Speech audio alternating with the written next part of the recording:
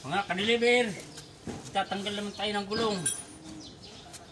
Pero pag tanggal natin ng gulong, kailangan po mag-ingat po tayo.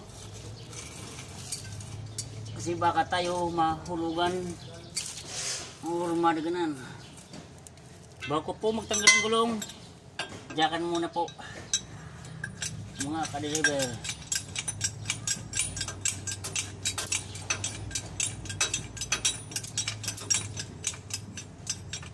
Para safety.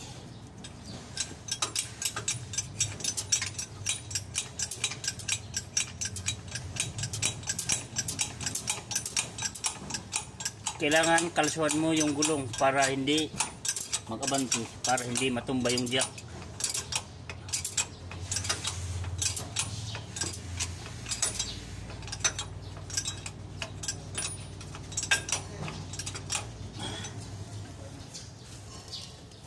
Mahinang umatong jack ka-deliver.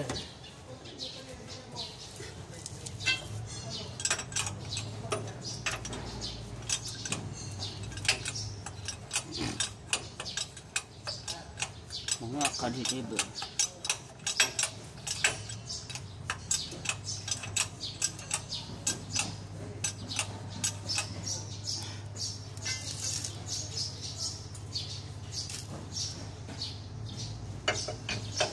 Kailangan huwag muna ang iangat para yung gulong hindi magpaikot-ikot.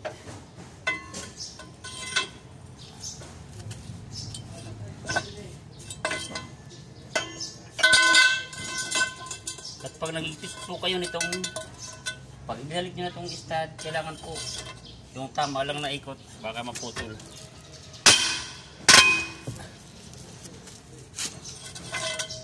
Napakadali lang naman po tanggal ng gulong. Huwag mo pong isipin na matalino ka. Kailangan po isipin mo yung tamang proseso. Ganun po ka-deliver.